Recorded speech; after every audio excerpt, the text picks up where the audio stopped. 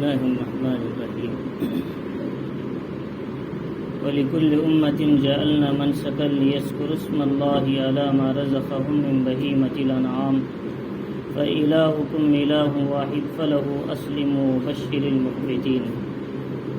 شروع کرتا ہوں اللہ کے نام سے جو بڑا مہربان نہایت رحم والا ہے۔ یہ سورۃ الحج ہے۔ اللہ رب العزت نے اس سورہ کا نام ہی سورۃ الحج دیا اور اس میں حج کے بہت سے احکام بیان فرمائے، اور اس سے پہلے بھی میں نے اس سورت کے تعلق سے کچھ باتیں بتائی۔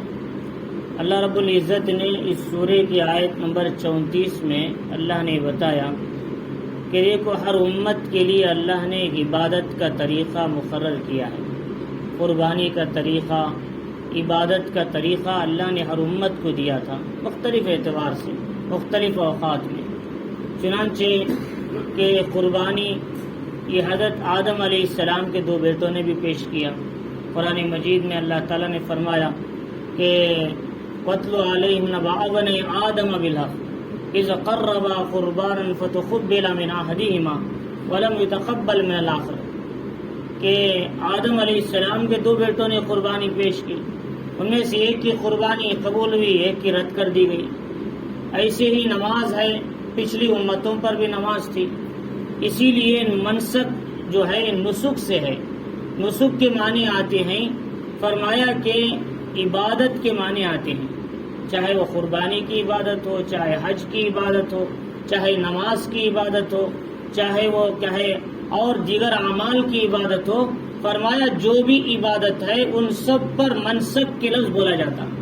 اسی لیے علامہ ابو بکر جساس رحمۃ اللہ علیہ نے اپنی کتاب احکام القرآن میں لکھا ہے کہ ان اسم النسکی کہ یطلق علی جمیع عبادت، فرمایا کہ جو نسک کا جو لفظ ہے تمام عبادتوں کے لیے استعمال ہوتا ہے۔ اسی لیے محمد الرسول اللہ صلی اللہ علیہ وسلم نے فرمایا کہ عید کے دن کے تعلق سے ان اولا کہ سب سے پہلی چیز فی نسکنا ہماری عبادت میں، فرمایا کیا ہے؟ الصلاۃ، نماز پڑھنا ہے۔ کیا کرنا؟ سب سے پہلا کام عید کے دن نماز پڑھنا ہے۔ دیکھو اللہ کے نبی نسک کا لفظ استعمال کر رہے ہیں، نماز کا ذکر کر رہے ہیں، تو نسک کے معنی نماز کے بھی آتے ہیں، ایسے ہی نسک کے معنی قربانی دینے کے بھی آتے ہیں۔ اسی لیے کہا ہے قرآن مجید میں اللہ نے فرمایا ان صلاتی و نسکی و محیای و مماتی للہ رب العالمین، میری نماز، میری قربانی، میرا جینا اور میرا مرنا سب اللہ کے لیے ہے۔ تو لہذا فرمائے کہ نسک کے جو لفظ ہیں اس کے معنی ہیں کہ عبادت کے آتے ہیں، لیکن جب عام طور پر بولا جاتا ہے تو اغلب معنی اس کے ہیں کہ قربانی دینے کے لیے استعمال ہوتا ہے۔ عربی میں قربانی کے لیے نسک کا لفظ استعمال ہوتا ہے، ورنہ تمام عبادتوں کے لیے نسک بولا جاتا ہے۔ اللہ تعالیٰ فرما رہی ہر امت کے لیے ہم نے عبادت کا طریقہ، قربانی کا طریقہ مقرر کیا تھا۔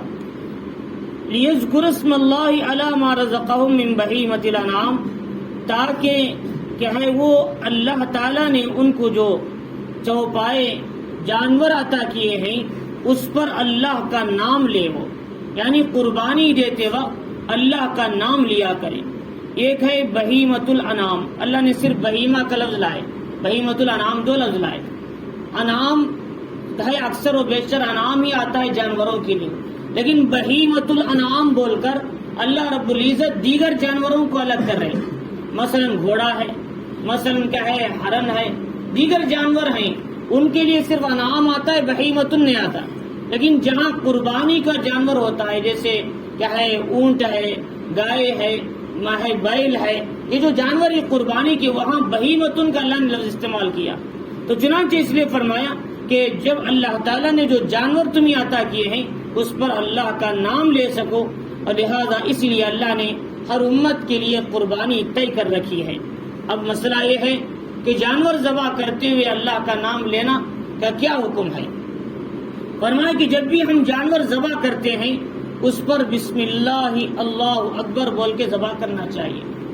اگر کسی نے بھول کر نہیں بولے، مسلمان تھے بھول کر ذبح کر دیے، زبان سے نہیں آیا لفظ، تو لیکن وہ ذبیحہ بھی حلال ہے، ناجائز نہیں۔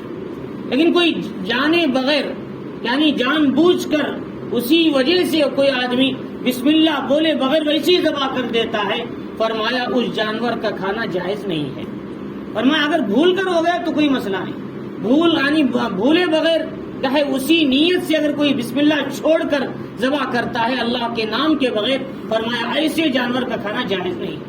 امام شافعی رحمۃ اللہ علیہ فرماتے ہیں کہ فرمایا کہ بھول کر کوئی ذبح کرے اس کا بھی نہیں کھانا چاہیے، اتنی سخت ہیں اس سلسلے میں۔ لیکن امام حنیفہ فرماتے ہیں بھول تو انسان سے ہوتی ہے، لہذا اس لیے انسان کے لیے حکم یہ ہے کہ وہ بھول گیا تو بھولنا اس کے لیے نسیان میں سے، لہذا معاف ہے، اس کی قربانی حلال ہے۔ اب قربانی کا جو جانور ذبح کرتے ہیں، عام طور پر جانور جو ذبح کرتے ہیں کہ ذبح کرتے ہوئے ایک آدمی کیا ہے ذبح کرتے ہیں، کبھی کبھی عورتیں ذبح کرتے ہیں، کبھی بچے ذبح کرتے ہیں چھوٹے، یعنی جو چھوٹی عمر کے رہتے ہیں، تو ایسی صورت میں کوئی ایک اور آدمی بھی ہاتھ میں ساتھ لگاتے ہیں تاکہ اسے وزن پڑ سکے، جانور کو ذبح کر سکے۔ ایسی صورت میں کیا دونوں کو بسم اللہ پڑھنا ہے؟ جو ساتھ دے رہی جانور ذبح کرنے کے لیے ایک آدمی کافی ہے۔ فرمایا جو چھری پکڑے ہیں ان کو بھی پڑھنا ہے، جو ساتھ دے رہی ہاتھ پکڑ کے وزن ڈال کے دبا رہے یعنی جانور کو ذبح جلدی ہونے کے لیے، فرمایا ان کو بھی بسم اللہ اللہ پر الگ سے پڑھنا ہے۔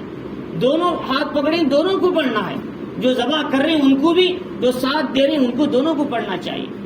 ابھی کوئی آدمی ایک جانور کے اوپر ایک جانور کو لٹا کر بار بار الگ الگ جانور کہاں کرنا چاہیے؟ ایک ہی ساتھ بسم اللہ اللہ اور بول کے ذبح کر دیں، نہیں ہو سکتا۔ ہر جانور کو الگ الگ بسم اللہ بولنا ہے، کیا ہے ایک بکری کو الگ بسم اللہ اللہ پر بول کے ذبح کریں، پھر دوسرے کو الگ ذبح کریں۔ اسی لیے فقہاء نے مشینی ذبح کو منع کیا۔ مشینی ذبح کیا ہوتا ہے کہ ایک بار بسم اللہ اللہ پر بول دیتے ہیں، بٹن دبا دیتے ہیں، اب چھری چلتی رہتی ہے، اب اس میں ہر چھری پر کون بسم اللہ بول رہا ہے؟ فرمایا اس لیے وہ جانور کا کھانے کو منع فرما فقہاء نے، جو ایک بار اچانک سے مشین چلنے لگتی ہے اور یہ بسم اللہ پر پوری محل کٹ جاتی ہے، تو فرمایا ایسا نہیں ہونا چاہیے۔ اور لہذا بعض اوقات ایسے جانوروں کے کھانے کو بھی منع کیا جو الیکٹرک شاک کے ذریعے مارا جاتا ہے۔ پہلے الیکٹرک شاک لگتے ہی جانور کہے کمزور ہو جاتا ہے، اس کے بعد اسے ذبح کیا جاتا ہے۔ فرمایا ایسے جانوروں کو کھانے سے بھی منع کیا، کیا پتا ہے کہ وہ مر چکا ہو الیکٹرک شاک سے، پھر مردار کا کھانا لازم آئے۔ تو لہٰذا یہ سارے مسائل وہ ہیں، اس میں بتایا کہ آدمی بسم اللہ بول کر ذبح کرنا چاہیے۔ اب سوال کرتے ہیں لوگ، عورت اگر ذبح کرے تو کھانا جائز ہے؟ ذبح کھا سکتے ہیں، عورت بھی ذبح کرنا جائز، عورت کا ذبیحہ حلال ہے، مسلمان ہے، وہ بسم اللہ اللہ اکبر بول کے ذبح کرتی تو کرنا جائے۔ اور جانور کو جو ہے گردن کی طرف سے ذبح نہیں کرنا، بلکہ گلے کی طرف سے، گردن کی طرف سے ذبح کرنا مکروہ عمل ہے، درست نہیں ہے۔ لہذا اگر کسی نے کر لیا، جانور تو حلال ہے لیکن ایسا نہیں کرنا چاہیے۔ بعض لوگ پوچھتے ہیں ہم نے تیزی سے بکرے کو ذبح کیا، اس کا جانور کے دونوں سر الگ ہو گیا، دھڑ الگ ہو گیا، اب کیا کریں؟ فرمایا اس کا کھانا کیا حکم ہے؟ کھا سکتے ہیں، کوئی مسئلہ نہیں، لیکن ایسا کرنا مکروہ ہے۔ 4 رگیں صرف کٹنا ہے جانور کی، 2 خون کی نالیاں ہیں، کیا ایک سانس کی نالی، ایک کھانے کی نالی، 4 رگیں کٹیں گی تو ہمارا جانور ذبح ہو گیا، اس کا خون نکل گیا۔ لیکن ایسا نہیں کہ اتنا زور سے دبا رہی کہ اس کی منڈی کٹ ہو جائے یا مکمل طور پر وہ زخمی ہو، مکمل طور پر کٹ ہو جائے گلا، ایسا نہیں ہونا چاہیے۔ تو بہرحال ذبح کے لیے کچھ اصول اور آداب۔ بعض لوگ سوال کرتے ہیں ایک گونگا آدمی ذبح کر رہا ہے، اسے زبان سے بولنا نہیں آتا تو کیسے ذبح کریں؟ فرمایا اسے بسم اللہ بولنے کی ضرورت نہیں، کیونکہ اسے تو زبان سے کھلتی ہی نہیں، لہذا وہ بغیر بولے کے دل میں نیت کر کے ذبح کر سکتا ہے۔ یہ سب وہ مسائل ہیں اکثر و بیشتر قربانی کے دنوں میں پیش آتا ہے، لہذا قربانی کا طریقہ محمد الرسول اللہ صلی اللہ علیہ وسلم سے، صحابہ اکرام سے، دیگر علماء و فقہاء سے فقہ کی کتابوں میں منقول ہے۔ چنانچہ جب بھی ہم قربانی دینا ہے تو سب سے پہلے انی وجہت وجہی للذی فطر السماوات والارض حنیفا وما انا من المشرکین ان صلاتی ونسکی ومحیای ومماتی للہ رب العالمین لا شریک لہ وبذالک امرت وانا اول المسلمین۔ یہ 3 آیتیں پڑھنا مستحب ہے، اچھا ہے، لیکن واجب نہیں۔ مستحب ہے، اچھا ہے، واجب نہیں۔ بھئی جسے نہیں آتا وہ پڑھتا ٹھہرے گا تھوڑی قرآن لے کر 3 آیتیں، ایسا نہیں ہے، یہ واجب نہیں، مستحب عمل ہے، کرنا چاہے تو اچھا ہے۔ پھر جانور ذبح کریں گے بسم اللہ اللہ اکبر بول کے، اس کے بعد یہ دعا پڑھنا ہے اللہم تقبلہ میں ہے منی کما تقبلت من حبیبک محمد و خلیلک ابراہیم علیہ الصلوۃ والسلام. یہ دعا پڑھنا ہے اللہ اس قربانی کو قبول فرما جیسا کہ آپ نے اپنے حبیب محمد صلی اللہ علیہ وسلم سے قبول کیا اور اپنے خلیل ابراہیم علیہ السلام سے قبول کیا. ایسی قربانی میری بھی قبول فرما بول کر منی میں اپنے نام کا ارادہ کرنا چاہیے. یہ بھی ضروری نہیں ہے, یہ بھی واجب نہیں ہے. تو بتانا مقصد یہ ہے کہ اگر یہ پڑھ لے تو اچھا ہے, لیکن جس کو کچھ بھی نہیں آتا وہ دل میں نیت کرے کہ بسم اللہ اللہ بول کے ذبح کر دے, ختم, جانور ذبح ہو گیا. اور نیت کس کی طرف سے وہ کر لے. عام طور پر ایسا ہوتا ہے جب گائے ذبح کرنے لگتے ہیں لوگ چیٹی لے کے کھڑ جاتے ہیں, فلاں کا نام فلاں کا نام فلاں کا نام پڑھتے جاتے ہیں. یہ سب ضرورت کیا ہے؟ دل میں نیت کرو ذبح کرنے والے فلاں 7 آدمی کی طرف سے بسم اللہ اللہ بول کے ذبح کر دو, سب کی طرف سے ادا ہو گئے. الگ سے نام پڑھ کے کھڑنے کی ضرورت نہیں ہے ساری چیزیں. تو اسلام و دین جو ہے تکلفات نہیں بتاتا, مشکلات میں نہیں ڈالتا. ہمارا دین آسان ہے اور آسان بنانا ہے. تو لہٰذا اللہ رب العزت نے فرمایا کہ جانور پر اللہ کا نام لینے کے لیے اللہ نے قربانی کو کیا ہے طے فرمایا. اور بعض لوگ کہتے ہیں قربانی کا اسی آیت سے, اس آیت میں تو عبادت کی بھی معنی قربانی کے, حج کے لیے بھی کیا ہے لفظ بولا جاتا ہے, نماز کے لیے بھی لفظ بولا جاتا ہے. قربانی کیسے طے ہوئی؟ ہمارے لیے صاف اور صریح آیت ہے قربانی کی, جس کو محمد الرسول اللہ صلی اللہ علیہ وسلم کو حکم دیا انا اعطیناک الکوثر فصل لربک وانحر. اے نبی ہم آپ کو کوثر عطا کرنے والے ہیں. یہ آیت جب پڑھی گئی, جب بولی گئی, یہ آیت جب اتری, محمد الرسول اللہ صلی اللہ علیہ وسلم کے آخری بیٹے حضرت ابراہیم 2.5 سال کی عمر میں انتقال کر گئے. تو لوگوں نے کہا وہ نبی کی مراد ہے, نبوت آگے نہیں چلتی, آپ بے اولاد ہیں, آپ کی کوئی اولاد نہیں ہے, لڑکے نہیں ہیں, کیا ہے آپ کیا ہے بے اولاد. اس طریقے کے تانے جب دینے لگے کفار مکہ نے, اللہ نے ان کا جواب دینے کے لیے کہا نبی کیا ہوا, اولاد نہ دے تو کیا ہوا, ہم تم کو کوثر دینے والے ہیں. انا اعطیناک الکوثر فصل لربک وانحر, آپ نماز پڑھیے قربانی دیجئے. فرمایا ان شانئک هو الابتر, آپ کا دشمن ہی ہلاک ہونے والا ہے, آپ کا دشمن ہی بے اولاد ہوگا. آپ کی تو اولاد ہے, حضرت رقیہ, حضرت زینب, حضرت ام کلثوم, حضرت فاطمہ, کہ ہے یہ اولاد تو تھی آپ کی لیکن لڑکے نہیں تھے آپ کے, لیکن اس سے کوئی فرق نہیں پڑتا. آپ کو اللہ تعالیٰ یہ نعمتیں عطا فرمانے والے. اس میں دیکھو نماز کے ساتھ اللہ نے قربانی کا حکم دیا. اب یہ قربانی اس امت کے لیے اللہ نے ضروری قرار دیا. اور اس کے بعد فرمایا اور جب قربانی کا مسئلہ سامنے آتا ہے, ابھی قریب میں ہماری قربانی 9 تاریخ کو ہماری ذی الحجہ کی 10 تاریخ پڑنے والی ہے, اور 20 تاریخ سے ہمارا 1 ذی الحجہ شروع ہونے والا ہے. اور 1 ذی الحجہ سے جو حضرات کیا ہے قربانی دینے کا ارادہ رکھتے ہیں ان کو ناخن اور بال نہ کاٹنا بہتر ہے. جو حضرات قربانی دینا چاہتے ہیں ذی الحجہ کی 1 تاریخ کی اثر سے ہے وہ لوگ کیا ہے بال اور ناخن نہ کاٹیں. جب قربانی دے تو اس وقت کاٹ لیں, صاف کر لیں, اگر کرنا ہے تو اس سے پہلے کر لیں. کیوں ایسا؟ تاکہ حاجیوں سے مشابہت ہو جائے. حاجی لوگ بھی احرام میں رہ کر 10 تاریخ کو وہ لوگ کنکر مار کے کیا ہے قربانی دے کر اپنے سر کے بال مونڈ کر کیا ہے وہ کیا ہے احرام کھولتے ہیں. ان سے مشابہت کے لیے ہمیں بھی حکم دیا تم بھی اپنے 10 دن حاجیوں کی مشابہت اختیار کرو, اللہ تمہیں بھی یہ ثواب عطا فرمائے گا. تو لہذا لیکن یہ حکم بھی واجب نہیں ہے. میں ہر بات پر یہ کہہ رہا ہوں واجب نہیں ہے. واجب نہیں مطلب یہ ہے یہ عمل کریں تو اچھا ہے, نہیں کرے تو لازم نہیں ہے. میرا اصول یہ ہے میں جو چیز واجب نہیں اس کو کھل کر صاف کہتا تاکہ امت خواہ اپنے اوپر مصیبت میں نہ ڈالے. ایک ساتھی بول رہی کہ مولانا کہ 1 دن ہونے کے بعد 1 ذی الحجہ شروع ہو گیا, اب میں بال کاٹنا نہیں چاہتا, اب میں ناخن کاٹنا نہیں چاہتا. کیوں نہیں کاٹ رہے؟ یہ تاریخ تو نہیں ہو, ختم ہو گئی 1 تاریخ. کیا تم کو ایسی کوئی فرض کی پابندی لگ گئی آپ پر؟ بعض لوگ رہتے ہیں 40 دن ہو جاتا ہے ان کا بال کاٹنا. آپ طور پر معلوم ہے جو زائد بال ہیں ناک ہے بغل کے نیچے کے وغیرہ, ان بالوں کو 40 دن کے بعد رکھنا مکروہ تحریمی ہے. ان کی عبادتوں میں فرق پڑتا ہے. اب 40 دن ہو گئے پھر بھی یہ سوچ رہے کہ وہ قربانی دینا ہے اس لیے کاٹے پر خاموش ہے. ایک حرام کام کرتے ہوئے ایک مستحب عمل میں لگے ہوئے. فرمایا ایسی سب چیزیں کیوں بتا رہا ہوں؟ پہلے یہ جب 40 دن ہو گئے پہلے اپنے بال صاف کرو، خود صاف ہو جاؤ. غیر ضروری اور واجب نہیں ہے اس کو تم واجب سمجھ کے یہ غلط کام میں کیوں پڑ رہے ہیں؟ فرمایا سارے مسائل اس لیے بتا رہا ہوں تاکہ عمل صحیح ہو سکے. تو قربانی جو شروع ہوتی ہے فرمایا کہ وہ کیا ہے، یہ تاریخ ذی الحجہ 29 تاریخ کو پڑتی ہے. فرمایا کہ ہر آدمی جانور قربانی کرتے ہوئے فرمایا کہ اللہ کا نام لے اور صحیح طریقے سے جانوروں کی قربانی کرے. فرمایا فَإِلَٰهُكُمْ إِلَٰهٌ وَاحِدٌ، فرمایا کہ تمہارا پروردگار ایک ہے. فَلَهُ أَسْلِمُوا، لہذا تم اس کی فرما بردار بن جاؤ. وَبَشِّرِ الْمُخْبِتِينَ، اور عاجزی اختیار کرنے والوں کے لیے خوشخبری ہے. عاجزی کا مطلب تواضع اختیار کرتے ہیں، چھوٹے بنتے ہیں، اللہ کے احکام کو مانتے ہیں، دین کی باتوں کو سنتے ہیں، نبی کی باتوں کو تسلیم کرتے ہیں، اطاعت میں آتے ہیں. ایسے لوگوں کے لیے اللہ تعالیٰ فرماری انہیں خوشخبری سناؤ.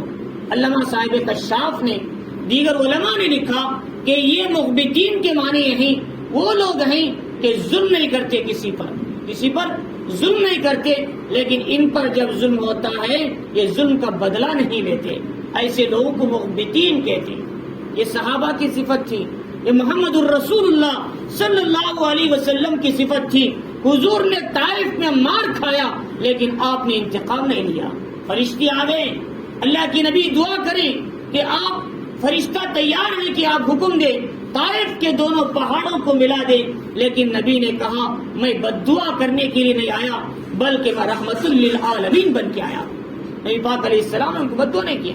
چنانچہ یہ لوگ کیا ہے، صحابہ حضور کی صفت، صحابہ کی صفت اللہ والوں کی صفت تھی. وہ مار کھاتے تھے لیکن انتقام نہیں لیتے تھے. تو چنانچہ فرماتے ہیں کہ اچھے آدمی وہ ہیں، معاف کر دیتے ہیں، انتقام نہیں لیتے. اور اس کے بعد اللہ رب العزت نے بتایا پھر ایمان والوں کا ذکر کرتے ہوئے الذین اذا ذکر اللہ، یہ کون لوگ ہیں؟ مخبتین، اطاعت کرنے والے، ماننے والے، عاجز کون لوگ ہیں؟ پھر ان کے 4 صفات ذکر فرمایا اذا ذکر اللہ وجلت قلوبہم، اللہ کا ذکر جب ہوتا ہے ان کے دل کانپ جاتے ہیں، ڈر جاتے ہیں. ایک ڈر ہوتا ہے آدمی کیا ہے، کسی آدمی کے دشمن سے ڈرتا ہے، جانور سے ڈرتا ہے، بچھو سے، سام سے، ایسی زہریلی چیزوں سے انسان ڈرتا ہے.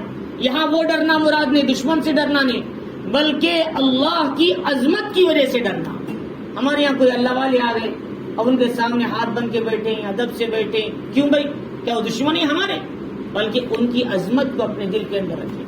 ایسے ہی جن لوگوں کے دلوں میں اللہ کی نورانیت کی عظمت اتر جاتی ہے وہ لوگ اللہ کا نام سن کر ان کے دلوں میں اللہ کی ہیبت آ جاتی ہے، وہ اللہ سے ڈرنے لگتے ہیں اور اللہ تعالیٰ سے وہ معافی مانگنے لگتے ہیں. چنانچہ اس لیے فرمایا قرآن مجید میں اللہ فرمانی پہلی صفت ان لوگوں کی جو کیا ہے نیک ہے، پہلے فرما اللہ کا نام سن کر اللہ کے ذکر سے ان کے دل ڈرنے لگتے ہیں. اور دوسری بات بتائی کہ والصابرین علی ما اصابہم، ان کی دوسری صفت یہ ہے آنے والی مصیبتوں پر صبر کرتے ہیں. مصیبتوں پر صبر کرنے کے 3 معنی میں نے اس سے پہلے بتایا تھا. یہ ایک ہے آدمی حرام گناہ کے کاموں سے رک جانا، یہ بھی صبر ہے. ایک ہے آدمی نماز پر قائم ہو جانا، مطلب یہ کہ آدمی گناہ نہیں کرنا، نافرمانی نہیں کرنا، فرمائے عبادت پہ رک جانا، نماز وقت پر ہو، روزہ وقت پر ہو، عبادات وقت پر، ساری چیزیں وقت پر ہو جائیں. اور تیسری چیز بتائی فرمایا کہ آدمی چاہے مصیبتوں میں صبر کرنا. یہ تینوں معنی کے لحاظ سے فرمایا کہ صبر کرنے والے لوگ یہ ایمان والے نیک لوگ کہلاتے ہیں. اللہ تعالیٰ کی صفات ان کی تعریف فرمائی. چنانچہ اب میں اس سے پہلے اس کی تفصیل بتا چکا ہوں کہ آدمی جب کوئی مصیبت آتی ہے اللہ کے سامنے دعا کرتی ہیں، اے اللہ میری مصیبت میں مجھے اجر دے، مجھے اس کا بہتر بدلہ دے. اللہ کا اصول یہ ہے اللہ انہیں ثواب بھی دیتے ہیں، اس کا بہتر بدلہ بھی عطا فرماتے ہیں. چنانچہ یہ اصول ہے کہ ام سلمہ رضی اللہ تعالیٰ عنہ ان کے شوہر کا انتقال ہوا، انہوں نے صبر کیا، اللہ سے بدلے کی امید رکھی تو اللہ تعالیٰ نے ثواب بھی دیا اور بہترین بدلہ محمد الرسول اللہ صلی اللہ علیہ وسلم کے ازواج مطہرات میں سے آپ کو بنا دیا۔ اور دوسری بات اللہ تعالیٰ نے فرمایا کہ والمقیم الصلاۃ، تیسری صفت ان کی، یہ لوگ نماز قائم کرتے ہیں۔ دیکھو ہمیشہ پورے قرآن میں ڈھونڈ کر دیکھ لو، کہیں بھی نماز پڑھنے کا حکم نہیں دیا، نماز قائم کرنے کا حکم دیا۔ نماز قائم کرو، نماز قائم کرو، نماز قائم کرو، مطلب یہ ہے کہ فجر کو فجر کے وقت میں پڑھو، ظہر کو ظہر کے وقت میں پڑھو، عصر کو عصر کے وقت میں پڑھو، ظہر کی نماز کو قضا مت کرو، چھوڑ کر مت پڑھو، اور ٹائم لیٹ کر کے مت پڑھو، کیا ہے اس کو وضو اچھی طرح کیا کرو، اور نماز کے اندر خشوع اور خضوع کا لحاظ رکھو۔ یہ ساری چیزوں کا نام نماز قائم کرنا ہے۔ فرمایا نماز قائم کرو، اور اس کے بعد فرمایا وَمِمَّا رَزَقْنَاهُمْ يُنْفِقُونَ، ہم نے جو کچھ دیا ہے وہ اس میں سے خرچ کرتے ہیں۔ ایک حلال خرچ کرنا، ایک حرام خرچ کرنا۔ اللہ فرما رہی ہم نے جو کچھ دیا وہ لوگ صحیح رستے میں ہمارے مالوں کو خرچ کرتے ہیں۔ یہاں خرچ کرنے کا مطلب یہ نہیں بولنا دیکھو اللہ تعالیٰ تعریف کرے خرچ کرنے پر، شادی میں لگاؤ، چاہے فوٹوگرافی میں لگاؤ، چاہے فوٹوگرافی کے البم میں لگاؤ، چاہے اسی طریقے سے گناہ کے کاموں میں لگاؤ۔ یہ خرچ کرنا اللہ کو پسند نہیں ہے۔ خرچ کرنے سے مراد مدارس میں، مساجد میں، دین کے کاموں میں، اللہ کے راستے میں، اللہ کے دین کی محنت میں، جو بھی اللہ کے دین کی نسبت پہ خرچ کیا جائے گا یہ وَمِمَّا رَزَقْنَاهُمْ يُنْفِقُونَ میں شمار ہوگا، اللہ تعالیٰ فرما رہے ہیں۔ چنانچہ اس لیے فرمایا کہ ایک ہے کیا ہے، اللہ تعالیٰ فرما رہے کہ اسراف خرچ مت کرو، ایک ہے فرمایا کہ تبذیر بھی نہ کیا کرو۔ تبذیر بولتے ہی حرام جگہ مال لگانا، ناجائز جگہوں میں، اور اسراف کہتے ہیں حلال چیز کو ضرورت سے زائد استعمال کرنا، فضول کرنا، بیکار کرنا۔ جیسے ہمارے یہاں کھانا کھانے کے لیے شادیوں میں صرف ایک کھانا اور کیا ہے سالن وغیرہ کافی ہے، 4 رقم کے، 5 رقم کے بنا کر کیا ہے اس کو ویسٹ کر دینا، یہ حلال ہے اس دعوت، لیکن فضول کرنے کی وجہ سے یہ بھی ناجائز کہلاتا ہے۔ کلوا واشربوا ولا تسرفوا، کھاؤ اور پیو لیکن حلال مال میں بھی ضرورت سے زیادہ خرچ مت کیا کرو۔ حضرت صحابہ کی زندگیاں اٹھائے، حضرت عمر رضی اللہ عنہ کے زمانے میں ایک مرتبہ ایک دسترخوان میں 2 سالن رکھے گئے۔ حضرت عمر رضی اللہ عنہ نے کام کو ڈانٹ کر کہا لوگوں میرے دسترخوان پہ 2 سالن کیوں رکھا؟ قیامت کے دن اللہ تعالیٰ کہیں نہ کہہ دیں اے عمر تم نے ساری لذتیں دنیا میں لے لیا، آخرت میں تمہیں کوئی حصہ نہیں۔ میں کیا جواب دوں اللہ کے سامنے؟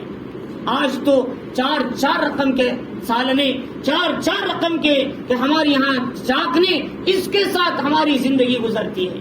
صحابہ اکرام کس طرح قناعت کی زندگی گزاری۔ اذهبتم طیباتکم فی حیاتکم الدنیا واستمتعتم بها واليوم تجزون عذاب الہون بما کنتم تستکبرون۔ اللہ تعالیٰ فرما رہی قیامت کے دن کافروں سے کہیں گے ساری لذتیں تم نے لے لیا، کھانے لے لیے، لذتیں لے لیے، حرام نے دیکھا، حلال نے دیکھا۔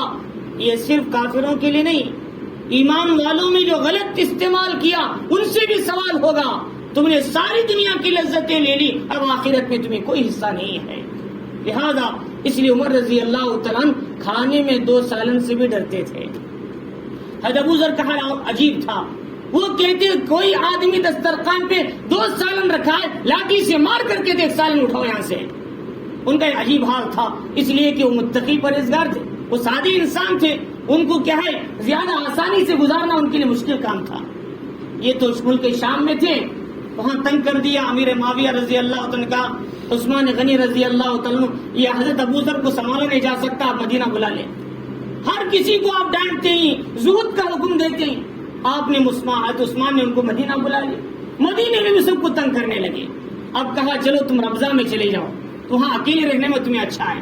آپ ربضہ میں رہے، آپ اکیلے زندگی گزاری، زہد کی زندگی گزاری، کھانا برابر نہیں تھا، کپڑے برابر نہیں تھے، آخر میں ان کا انتقال ہوا۔ 8 صحابہ ان کے نماز جنازہ میں تھے، 8 صحابہ صرف۔ حضرت عبداللہ ابن مسعود رضی اللہ تعالیٰ کی ایک جماعت سامنے سے جا رہے تھے غزوے کی، انہوں نے پوچھا کیا ہوا، ان کی بیوی ان کے جنازے کو لے کر کھڑی ہے، فرمایا حضرت ابو ذر کا انتقال ہوا، فرمایا کہ انہوں نے 8 صحابہ نے ان کو دفن کیا۔ دیکھو دفن ہو رہی جب بھی زہد ہے ان کا، دفن ہوتی بھی زہد ہے ان کے زندگی میں. تو لہٰذا حضرت ابو ہریرہ رضی اللہ عنہ مرتبہ ایسا جا رہے تھے, لوگوں نے بھنی ہوئی بکری پیش کی, ابو ہریرہ آؤ کھاتے آؤ. انہوں نے کہا لوگوں کیسے کھا سکتے ہو تم؟ ہم نے محمد الرسول اللہ صلی اللہ علیہ وسلم کو دیکھا, 3 چاند نظر آتے تھے, آپ جو کی روٹی بھی آپ پیٹ بھر کے نہیں کھاتے تھے. لہذا 3 دن گزر جاتے تھے, آپ کو روٹی کا مکمل ایک لقمہ بھی نہیں ملتا تھا, آپ لوگ آسانی کے ساتھ مرغن غذائیں کھا رہے. قیامت کے دن کیا جواب دیں گے؟ نبی نے کیسی زندگی گزار کے گئے؟ تو لہذا اس لیے ہمیشہ صحابہ کی زندگی کو سامنے رکھو گے, قناعت آئے گی, زہد آئے گا. اللہ تعالی ہماری زندگی کو ضروریات پہ لگائیں گے خواہشات سے نکال کر. آج امت کا بڑا طبقہ خواہشات کو پورا کرنے کے لیے حرام راستے میں گھس رہا ہے. خواہشات کو پورا کرنے کی, بھئی ہمارا خرچے زیادہ ہیں, ہم اچھا کھانا چاہتے ہیں, اچھے کپڑے رکھنا چاہتے ہیں, گھر کا اچھا انٹیریئر کرنا چاہتے ہیں, اچھی کیا ہے بہترین گاڑی لینا چاہتے ہیں, ہمارے پاس اتنی سہولت نہیں ہے. لہٰذا کیا کریں؟ ذرا رشوت لے لیں, ذرا سود کھا لیں, ذرا دھوکہ دیں, ذرا کہیں قیامت میں قیامت کریں. فرمایا قیامت کے دن اللہ پوچھیں گے کیا تمہارے پاس ضرورت کے بقدر کھانا نہیں تھا؟ تم خواہشات کے لیے تم نے ناجائز راستہ کیوں اختیار کیا؟ اللہ تعالیٰ سوال کریں گے. تو لہٰذا اس لیے فرمایا ہم کو چاہیے کہ ہم مال کو صحیح جگہ لگانا ہے اور صحیح طریقے سے کمانا ہے اور صحیح جگہ میں خرچ کرنا ہے. اسی لیے قرآن مجید کیا حدیث شریف کیا کہتی؟ الا وان نفسا لن تموت حتى تستكمل رزقها. اے لوگوں, جب تک تمہیں موت نہیں آتی جب تک کہ تمہارا کھانا مکمل نہ ہو جائے. ایک نوالا بھی تمہارا کھانے کا تمہاری زندگی میں باقی ہے, تمہیں موت کی سانس تمہاری کبھی نہیں رکے گی نہیں, بلکہ تم حاصل کرنے میں اچھا طریقہ اختیار کرو کہ فَأَجْمِلُوا فِي الطَّلَبِ وَتَوَكَّلُوا عَلَيْهِ فَإِنَّ اللَّهَ يُحِبُّ الْمُتَوَكِّلِينَ. مال حاصل کرنے میں, کمانے میں اچھا طریقہ اختیار کرو, رب پر بھروسہ کرو. ایمان والوں کو رب پر بھروسہ کرنا چاہیے, اللہ کے نبی علیہ السلام نے فرمایا. چنانچہ اس لیے ہم کو چاہیے کہ ان صفات کو اپنائیں, اللہ کی عظمت کا دل میں ڈر آ جائے. اسی لیے محمد الرسول اللہ صلی اللہ علیہ وسلم کی حالتیں تھی. حضرت عائشہ صدیقہ رضی اللہ عنہ فرماتی ہیں کہ اللہ کے نبی علیہ السلام گھر میں چاہے آٹا گوندتے تھے, چاہے کپڑے سیتے تھے, چپل سیتے تھے, اور کیا ہے کچرا جھاڑو دیتے تھے. اذان ہوتے ہی نبی کے دل میں ایک قسم کی ہیبت آ جاتی تھی, آپ کا چہرہ متغیر ہو جاتا تھا. اگر میں بھی سامنے ہوتی تو نبی کہتے من انتی, تو کون ہے؟ میں اب تو اللہ کے حکم کو پورا کرنے جا رہا ہوں. اللہ کے نبی علیہ السلام اس طرح اللہ کے نام کو سن کر, اللہ کی منادی کو سن کر, عظمت لے کر فوراً مسجد کی طرف چلے جاتے تھے.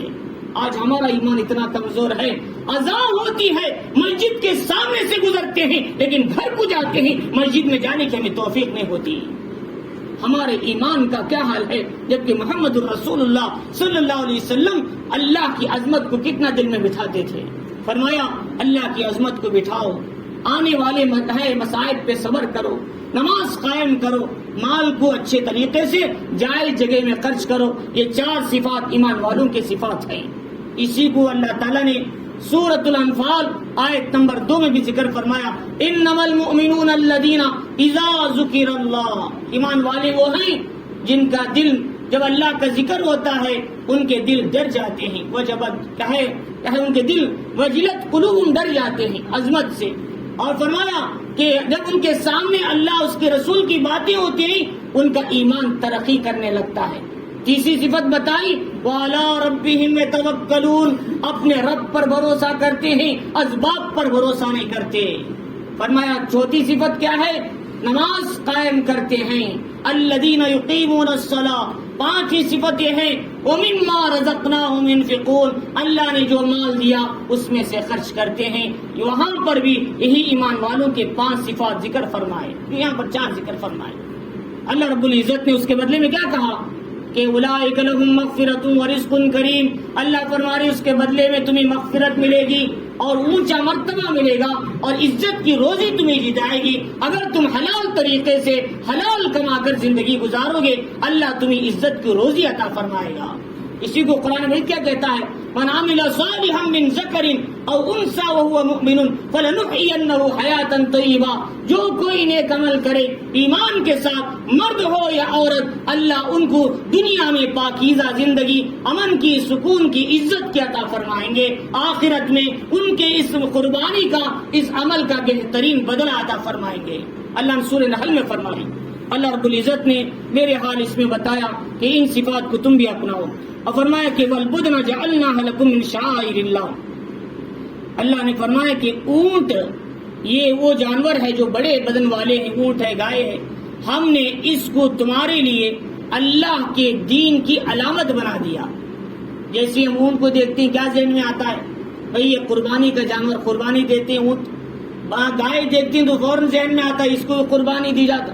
بکرے کو دیکھتے ہیں کیا ذہن میں آتا ہے؟ اس کو قربانی دیتے ہیں بقرعید میں، یا عام طور پر قربان کرتے ہیں۔ تو ان جانوروں کے ہمارے ذہن میں یہ ہوتا ہے کہ یہ علامت ہے اللہ کے دین کی اور اللہ کے احکام کو پورا کرنے کی، لہذا بدن کہتے ہیں اصل میں وہ جانور جن کے جسم بڑے ہوتے ہیں، جیسے اونٹ ہے، جیسے گائے ہے، جیسے بیل ہے، بھینس، ان کو کیا ہے؟ بدن کہا جاتا ہے۔ لیکن جو بکری ہے اسے نہیں بولتے بدن، لیکن بعض فقہا کہتے ہیں کہ بکری بھی اس میں شامل ہے، جو بھی قربانی کا جانور ہے سب اس میں شامل ہے، لیکن صحیح بات نہیں کہ بڑے جانور کو ہی بدن کہتے ہیں۔ اسی لیے کوئی آدمی ناپاکی کی حالت میں کہے مکے کا تانے کعبۃ اللہ کا طواف کر لیا، اسے بھی ایک اونٹ قربانی میں دینا پڑے گا، اونٹ بدن قربانی میں دینا پڑے گا۔ ناپاکی کی حالت میں کوئی عورت کہے طواف کر لی، طواف زیارت، اس عورت کو بھی ایک بدنہ، ایک اونٹ قربانی میں دینا پڑے گا۔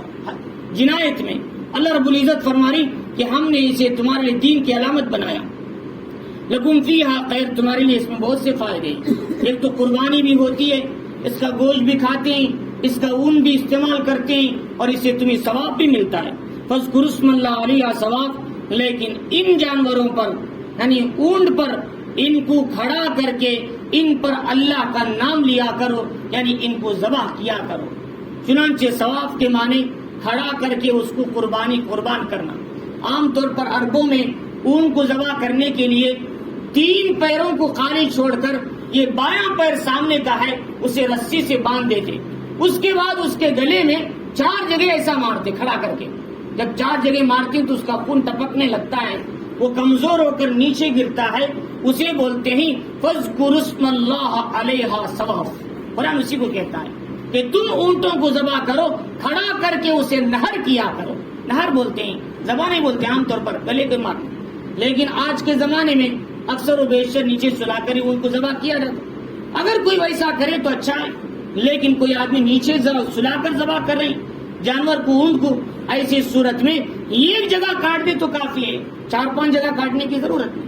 وہ نہر کے حکم میں ہے، نہر کھڑا کر کے جب قربان کریں گے، جب یہ مسئلہ ہے 4-5 جگہ سے اسے کاٹ مارا جائے گا، خون اس کا نکل جائے گا۔ لیکن جب ہم نیچے سلا کر ذبح کر رہے ہیں، ایک جگہ ذبح کر دے خون نکل گیا کافی ہے، 4-5 جگہ کاٹنے کی ضرورت ہے۔ اونٹ کو بھی اس کو لازم نہیں سمجھنا اس حکم کو۔ اللہ رب العزت آگے فرمائے فَإِذَا وَجَبَتْ جُنُوبُهَا، جب وہ اپنا جسم اپنے پہلو کے بل نیچے گر جائے، فَكُلُوا مِنْهَا وَأَطْعِمُوا الْقَانِيَ وَالْمُعْتَرَ، اب تم بھی اس میں سے کھاؤ، نہیں مانگنے والوں کو بھی کھلاؤ، مانگنے والوں کو بھی کھلاؤ، یعنی تم بھی کھاؤ، رشتہ داروں کو بھی کھلاؤ، غریبوں کو بھی دیا کرو، تینوں کا حصہ دیا کرو۔ اب یہاں ایک مسئلہ سمجھانا ہے۔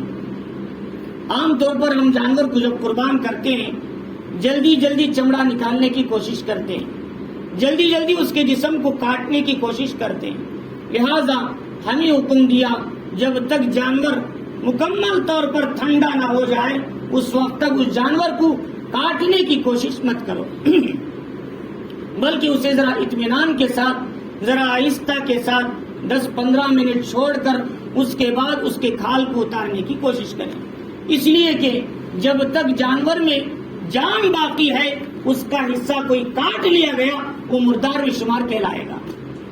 عام طور پر ایسا ہوتا ہے جانور میں جان باقی رہے، آدھا دھڑ کر کے رکھ دیا، اب وہ گوشت کھا رہے۔ حدیث شریف میں آتا ہے جس جانور کے اندر جان باقی ہے اس کا کوئی حصہ کاٹ لیا جائے وہ مردار میں شمار ہوتا ہے۔ لہذا ہم کو حکم یہ دیا کہ تم بھی جانور کو پورا ٹھنڈا ہونے کے بعد، پورا انتقال ہونے کے بعد پوری جان چلے جانے کے بعد اس کے جسم کے حصے کو کاٹو اور اس کے چمڑے کو نکالو۔ قرآن وہ کہتا ہے جب اونٹ مکمل طور پر اس کی جان نکل جائے، وہ نیچے گر جائے، اس کے بعد کیا ہے اس کے جسم کو کاٹنا شروع کرو۔ اس کے بعد یہ بتایا کہ اب لوگ سوال کرتے ہیں کیا قربانی کے جانور میں 3 حصے کرنا ضروری؟ 3 حصے کرنا ضروری نہیں ہے۔ چاہے تو تم پورا کھا سکتے ہو گھر والے، چاہے تو پورا غریبوں کو دے سکتے ہو، چاہے تو پورا رشتہ داروں کو دے سکتے ہو، تمہیں کوئی پابندی نہیں، لیکن قربانی کرنے والا قربانی کھانے کی کوشش کرے۔ سارا کچھ تم کھا سکتے ہو، لیکن بہتر یہ ہے کہ قربانی جب ہم کریں گے غریبوں کا زیادہ سے زیادہ خیال کریں گے۔ پورے سال تو ہم کھاتے ہی رہتے اور ہم کہے غریبوں کا خیال نہیں ہوتا۔ عام طور پر بکرے کا گوشت جب استعمال ہوتا ہے غریب حضرات خرید نہیں سکتے، لہذا ان کو زیادہ سے زیادہ دینے کی کوشش کرنا ہے۔ کہ میں یہ مسئلہ ہمیشہ ہر وقت عید کی نماز سے پہلے میں بتاتا ہوں۔ کیا مسئلہ ہے؟ فرمایا جب ہم اپنے رشتہ داروں کو کہے گوشت دیتے ہیں تو بکرے کا گوشت عام طور پر، بیل کا گوشت تو بہت زیادہ رہتا ہے، اس لیے وہ جتنا چاہے دے دو، 2 kg دے دو، 3 kg، اس کا حساب نہیں۔ بکرے کا گوشت کا مسئلہ سامنے آتا ہے۔ جب ہم بکرے کا گوشت دیتے ہیں تو ہر آدمی کو تمام صرف رشتہ داروں کو ہی دیتے ہیں، غریبوں کو نہیں دیتے۔ ہمارے رشتہ دار ہم کو لا کر دیے، ہم نے ہمارا پٹلم ان کو دیا، فلاں رشتہ دار فلاں کو دیے، انہوں نے ان کو دیا۔ بھئی آپس میں ہم ایک دوسرے رشتہ دار کو گوشت بانٹتے رہیں گے، غریبوں کو کبھی حصہ ملے گا؟ فرمایا حکم یہ دیا کہ تم اپنے رشتہ داروں کو دینے سے زیادہ غریبوں کا خاص خیال رکھا کرو۔ فرمایا کہ غریبوں کو دیا کرو، اور غریبوں کو دیتے ہوئے اس بات کا لحاظ رکھو کہ ان کو ذرا زیادہ دیا کرو۔ ایسا نہیں 2 ٹکڑے دے دیا، وہ کیا ہے وہ کسی کو کام نہیں آتا، نہ وہ کھا سکتے ہیں، نہ وہ کیا ہے سالنا بنا سکتے ہیں۔ لہذا اس لیے فرمایا کہ ہم کو چاہیے کہ ہم کیا کرنا ہے، ہر غریب کو کم از کم 1/4 kg گوشت دینا چاہیے۔ ہم زیادہ آدمی کو دینے کے بجائے کم آدمیوں کو دو، لیکن زیادہ دو بہتر ہے۔ ہم نے زیادہ آدمی کو دیا لیکن کیا ہے سب کو تھوڑا تھوڑا دیا، کسی غریب کا فائدہ نہیں ہوتا۔ لہذا ہم کو چاہیے کہ غریبوں کو دینا ہے اور زیادہ دینا ہے، تاکہ ایک وقت کا کھانا آسانی کے ساتھ بنا کر کھا سکیں۔ کم از کم اتنا گوشت ہم مالداروں کو ذہن میں رکھنا چاہیے، غریبوں کے گھر تک پہنچنا چاہیے۔ لہذا اسی لیے خاص حکم دیا کہ تم غریبوں کا خاص خیال رکھو۔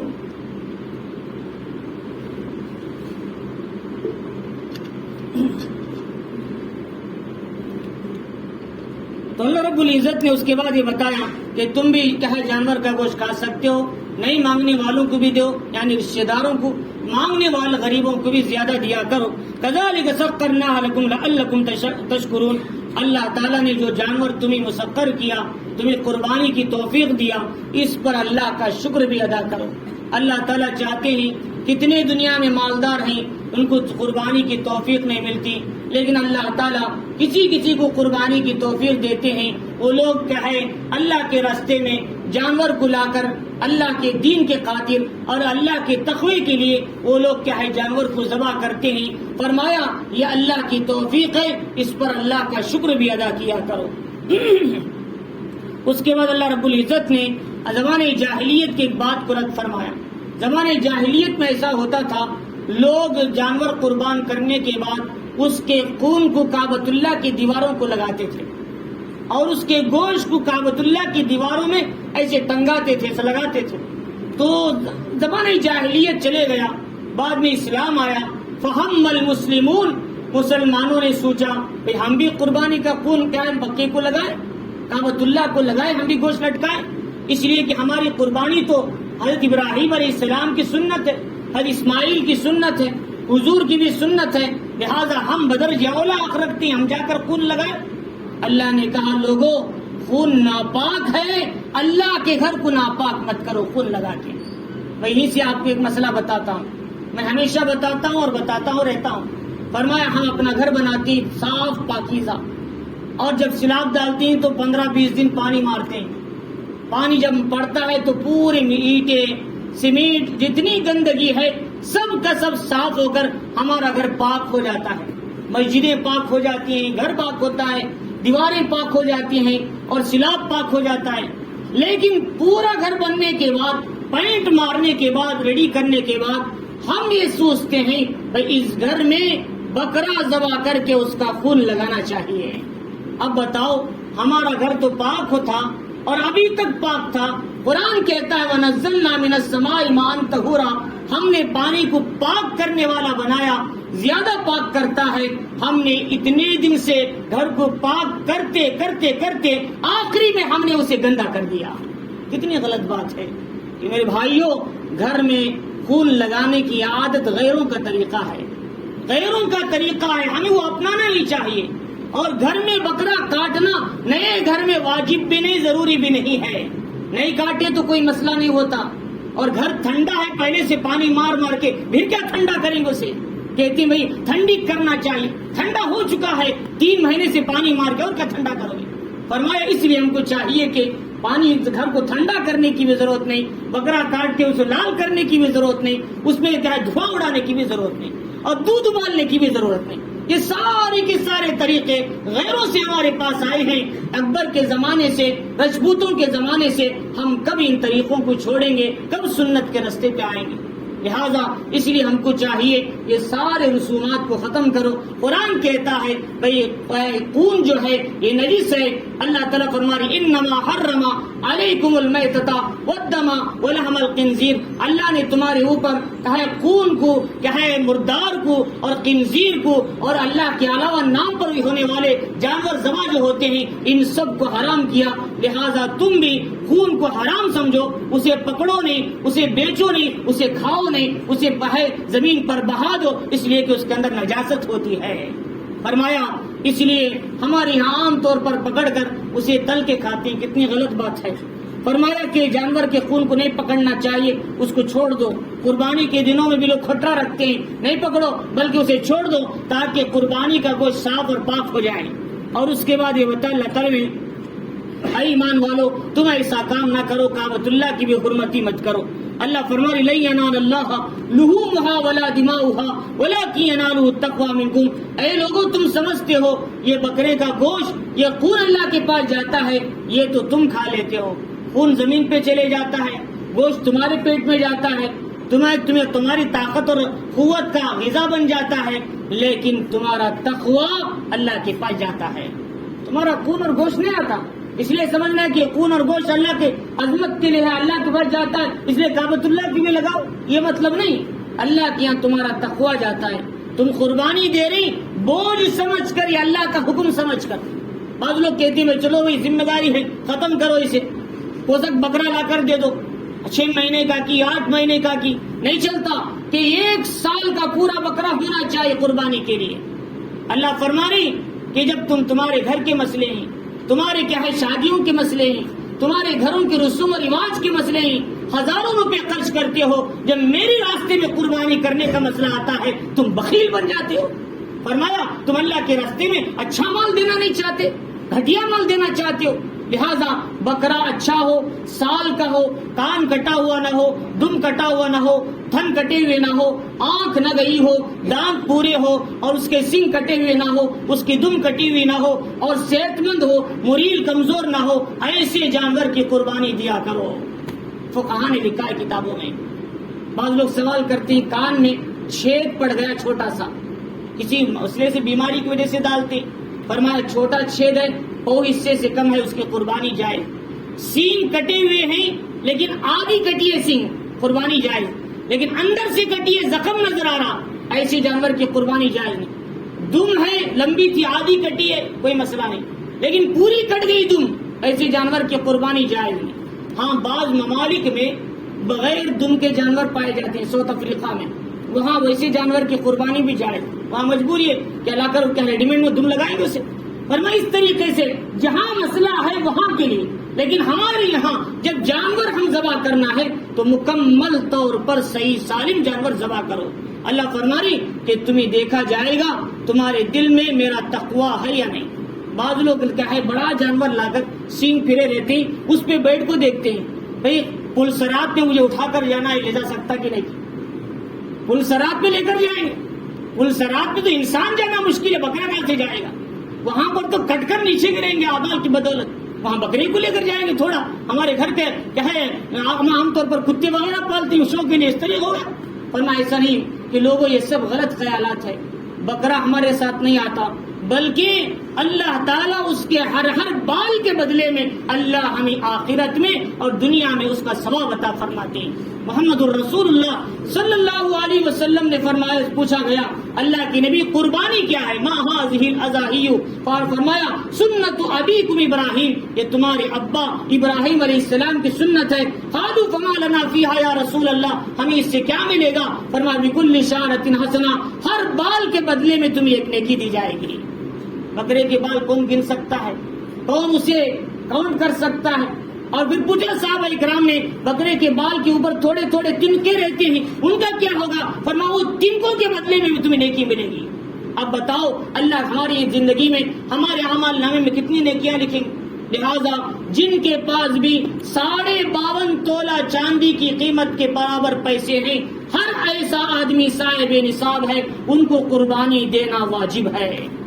52.5 تولے کا مطلب سمجھے آپ کو؟ 50 پر 2 آدھا تولہ، جن کے پاس چاندی کی اتنی قیمت بھی ہے 30-40 ہزار اندازن آج کے لحاظ سے، فرمایا ہر ایسے آدمی پر قربانی دینا واجب کہلاتا ہے۔ ہم عام طور پر کہتے ہیں ہم کو صاحب نصاب نہیں، ہم کو قربانی نہیں، یہاں لگاؤ چاندی کے حساب سے، چاندی کے حساب سے قربانی دینا چاہیے۔ فرمایا کہ ہم کو چاہیے کہ تاکہ غریبوں کا زیادہ سے زیادہ فائدہ، زکوٰۃ میں بھی حکم ہے اور دیگر چیزوں میں بھی حکم ہے، لہذا اس لیے فرمایا ہم کو چاہیے کہ ہم میں سے ہر ایک جو صاحب نصاب ہے وہ قربانی دینے کی کوشش کریں۔ اس کے بعد اللہ تعالیٰ فرمانی كذلك سخرها لكم لتكبروا الله على ما هداكم، پھر اللہ تعالیٰ اسی لفظ کو دوبارہ ریپیٹ کر رہی، دوہرا رہی، اللہ نے جو تمہیں جانور کی سہولت دی اور خریدنے کی توفیق دی اور تمہیں قربانی کا موقع دیا، اس پر اللہ کا شکر ادا کرو، اور اللہ نے جو تمہاری رہنمائی فرمائی اس پر اللہ کی بڑائی بیان کرو۔ عام طور پر 1 ذی الحجہ سے کیا ہے ہماری ایک تاریخ شروع ہو جاتی ہے، پر ہے حج کے دنوں کی، اور ہم 9 ذی الحجہ کی اثر سے لے کر 13 ذی الحجہ کی یا 9 ذی الحجہ کی فجر سے لے کر 13 ذی الحجہ کی اثر تک 5 دن تکبیر تشریق پڑھتے ہیں۔ اللہ اکبر اللہ اکبر لا الہ الا اللہ اللہ اکبر اللہ اکبر وللہ الحمد۔ یہ جو تکبیر تشریق پڑھتے ہیں ہم 5 دن اس کا اہتمام کرتے ہیں۔ کب؟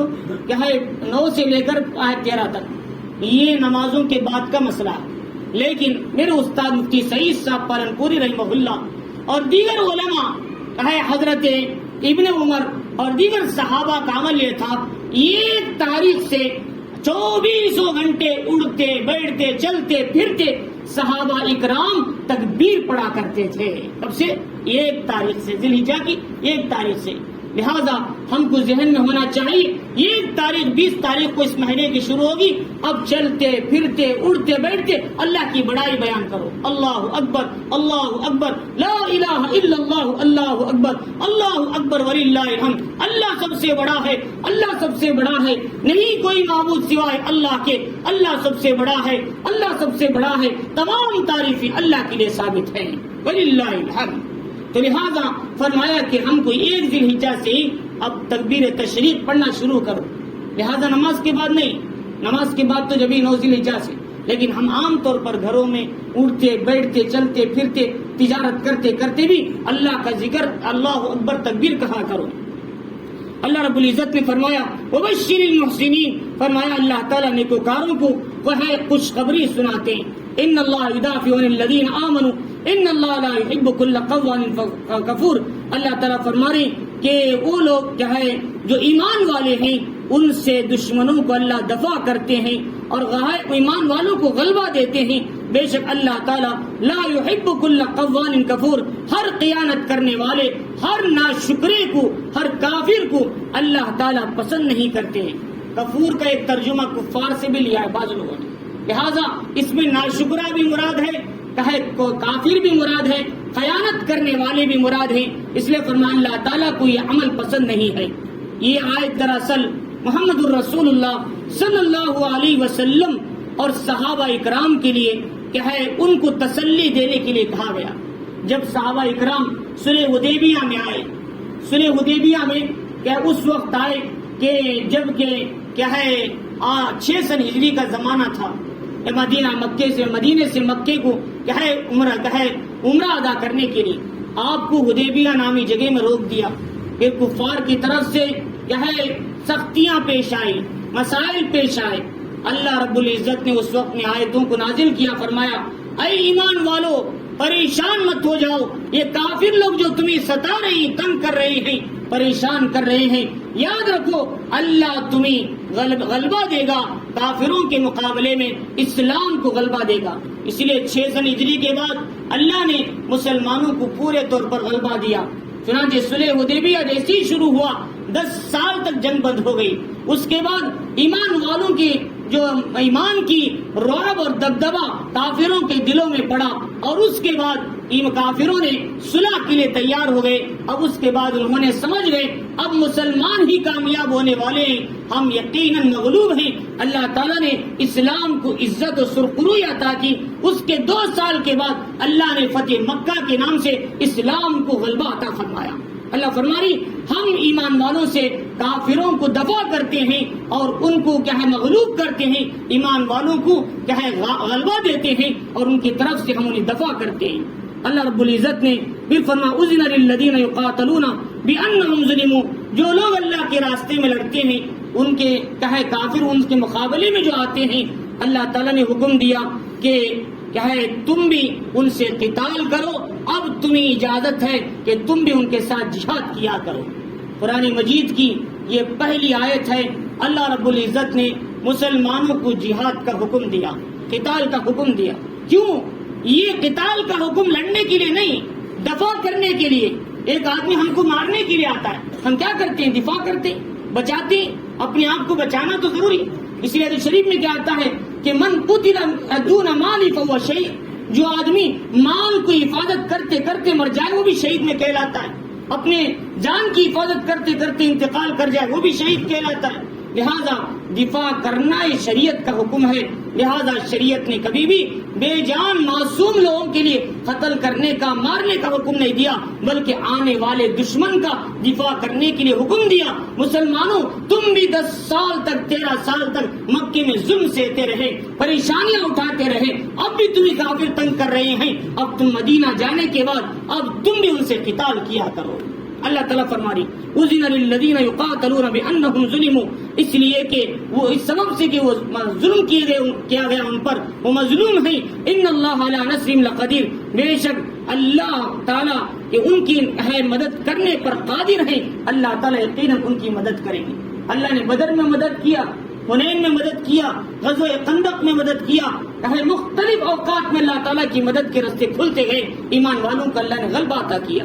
بہرحال اللہ رب العزت نے ان آیتوں کے اندر یہ بتایا کہ سب سے پہلی بات یہ ہے کہ عبادت اور قربانی، جتنی عبادتیں ہیں قربانی ہے، یہ پچھلی امتوں میں بھی تھا، اس امت میں بھی اللہ نے رکھا ہے.